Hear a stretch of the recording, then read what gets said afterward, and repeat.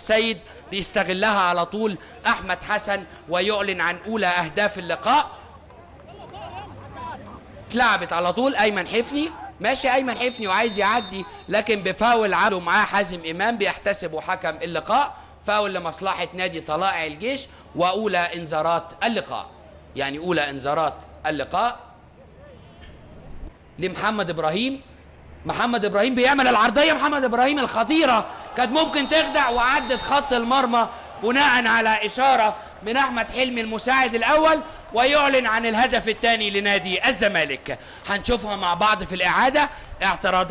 اعتراضات بالجمله من لاعبي طلائع الجيش والجهاز الفني، وادي رايح محمد الصباحي حكم اللقاء بيرجع لاعبي طلائع الجيش لاعتراضهم على احمد حلمي.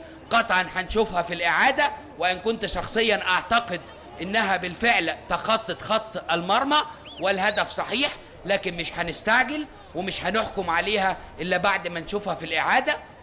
ادي اعتراض بقى محمد حنفي على حكم اللقاء، ورايح الحكم الرابع اسامه العارف يعني نظم القصه شويه، يعني اعتراض بشكل غير لائق.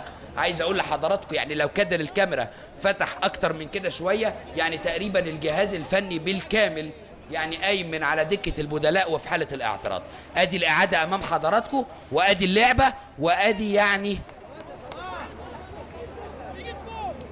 يعني برضو مش هنقدر برضو نحدد قوي، وهنسيب القصه مش باينه من الزاويه دي، نسيبها افضل للاستوديو التحليلي.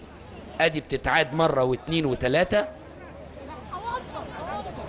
يعني فيها شك انها عدت، لكن على اي حال يعني وجهه النظر في هذا الامر مش هتكون مفيده، يعني سواء عدت او ما عدتش. اللي يهمنا في اللقطه دي هو قرار حكم اللقاء انها تخطت خط المرمى بكامل محتواها، وهو احتسب الهدف الثاني لنادي الزمالك في الدقيقه 20. يعني ما زالت الاعتراضات.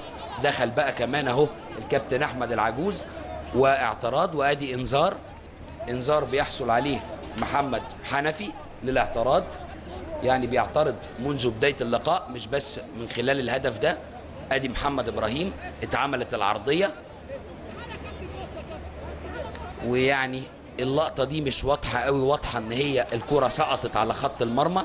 ادي على تنفيذها جمعه مشهور واحمد عبد العزيز. هنشوف مين اللي هيسدد. جمعه مشهور تسديد جمعه مشهور الخطيره، والهدف الاول لنادي طلائع الجيش. يعني التسديده من جمعه مشهور، وبيعلن عن الهدف الاول لنادي طلائع الجيش.